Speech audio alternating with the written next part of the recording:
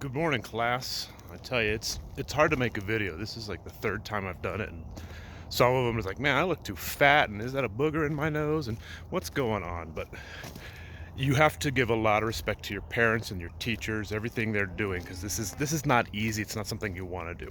Anyway, we're going to learn about composting today. Composting is taking organic materials from living animals and living plants, pretty much the back end of some of the animals here, and then the plants that you kind of see all around. Now, it's really important on the farm to do this because we need to do something with all of the droppings that come from the animals. We can't just make this giant pile. I guess actually we could, because the composting process would naturally start happening. But it's something we want to change into a usable source, something that we can do something with. So here in the chicken coop, see on the bottom down here, a lot of chicken, everything, a lot of chicken poo on a little ramp here. I don't know if you can see that. There you go. Yeah, that's some freshy fresh there. Yucko yuck. And it doesn't smell horrible in here. It just smells like farm, and farm is always going to smell like farm. So some of the things we do here, we put a nice litter bed, and we use mulch. We have a couple landscaping places, and they'll come and drop off mulch to us. And that is really one of our key ingredients. That's our carbon base. What comes out of the back end of the animals is nitrogen. And that's what we have here. We don't have a lot of green plants that we can use for our nitrogen base. We have to use the dead. So when I say green versus brown, it's really nitrogen versus carbon, and there's a ratio that you need for that. The proper ratio is 25 parts carbon to 1 part nitrogen. Here's some of our carbon source. You can see in the background here, that is a gigantic mulch pile, but this is all it is. It's just wood chips.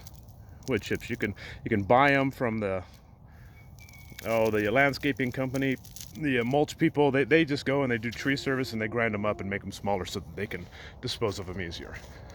So the wood chips are our carbon base, or our brown, and then our green source, our nitrogen source, comes from guys like this.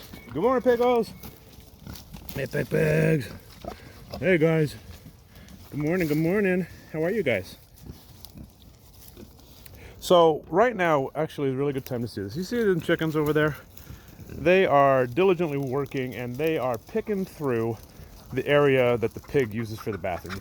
That's the pig. Whoa, easy now. That's the pig bathroom over there.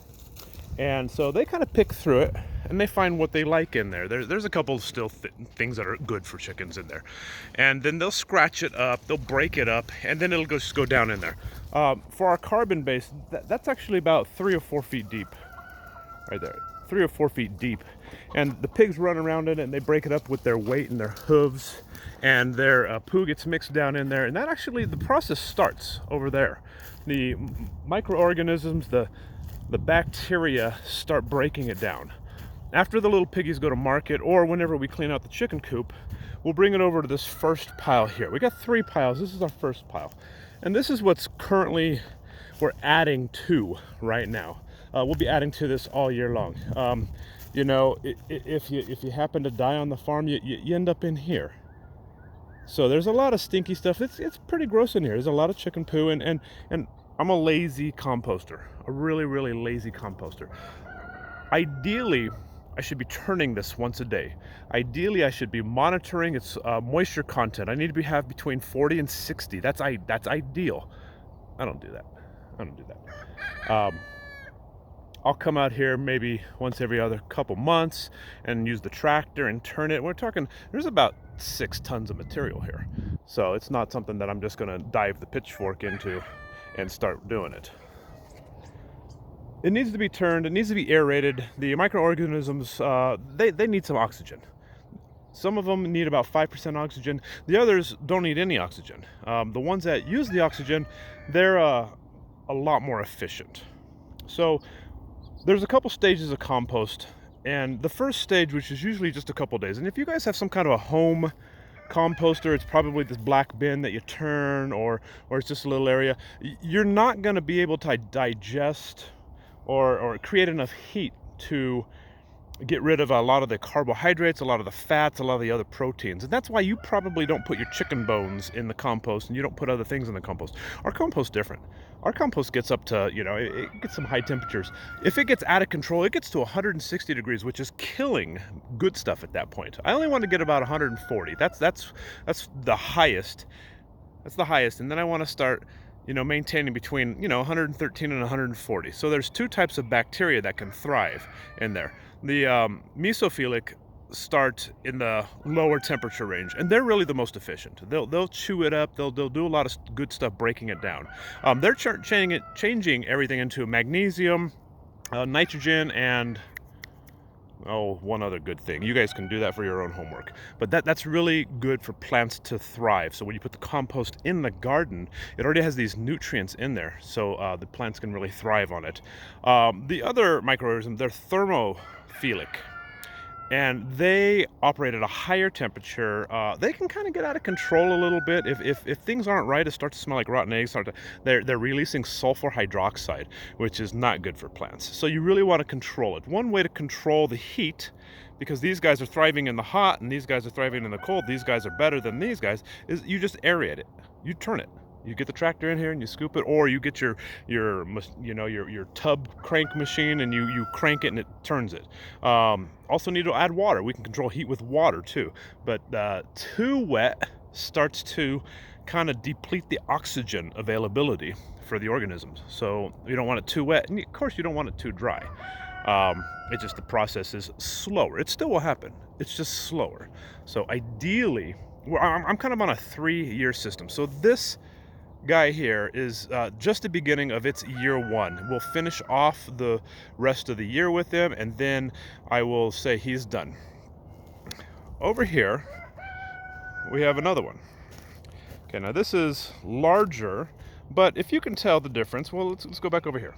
Okay, so in here you can really see the wood chips still. You can see, if we go over here, that's chicken. That's like a chicken chunk. Somebody died, and this is the burial. And like I said, we have temperatures in here that we can digest the bone. We can digest everything. We also have oyster shells in here, and there's a lot of calcium, some good stuff in here. And it's already, the sun's already working on it. It's already getting pretty brittle, which I'm a little surprised. And then as this process will go, I don't know what's going to happen with it. We've never had oyster shells in here before, so it'll be good to know on down the line.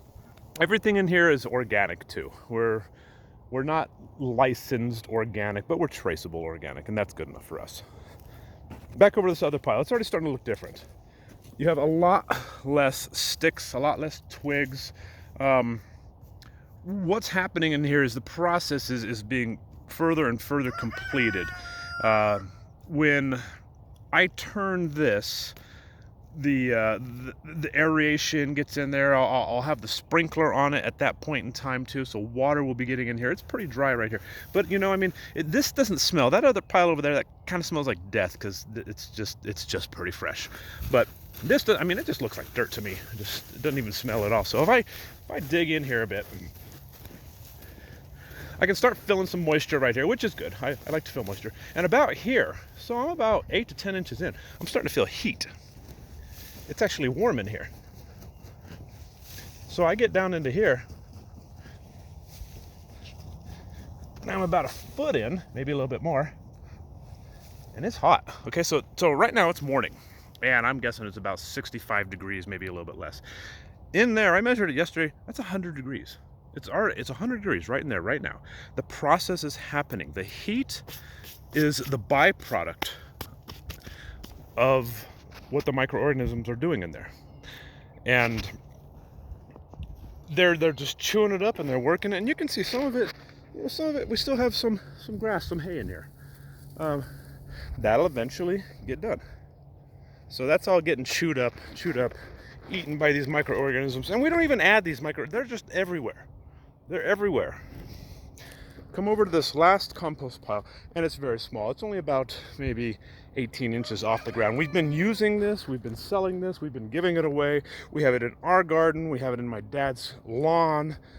And you know, the holes you see here, the chickens coming through, and they're doing their dirt baths. But when I dig down into here, well, if you look, okay, still has a lot of sticks, right?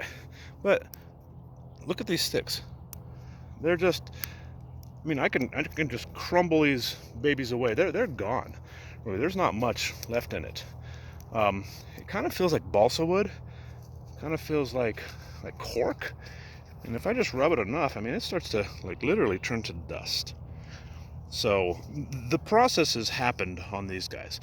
We can take it further. Commercial places take it further. What they do is they'll strain it. They'll run it through just like a giant strainer, and at that point all the sticks will be collected, and they'll probably just throw the sticks as their carbon base for the next, you know, couple of rounds of whatever they're doing. But if I dig down in here, there's no more heat. There's definitely no smell. There's a little bit of moisture just because of, you know, the content, but I mean, it's just dirt. Pretty much just dirt. Yeah, nothing. Just smells like dirt. So at this point, this is what's really good for plants. High in nitrogen, high in magnesium. Let me get my notes out here.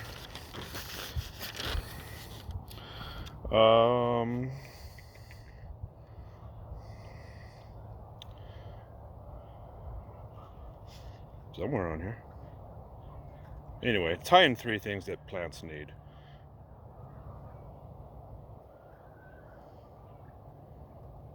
Phosphorus, magnesium, nitrogen, and phosphorus. There's some other things in here too that are good, but that's really the process.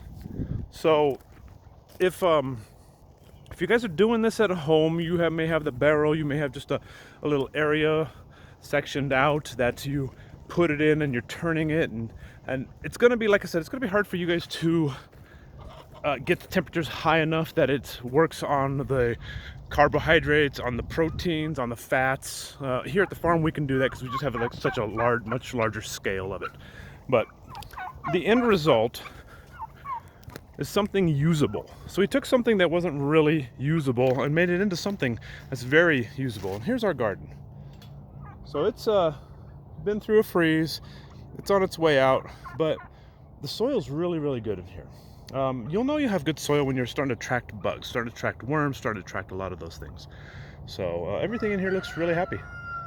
So I hope you guys learned something, and that's it. I'm actually really happy that I got this video down under 13 minutes. It's been a half an hour. So I said, nah, that's not gonna work. But thanks for hanging out with me, and we'll see you later.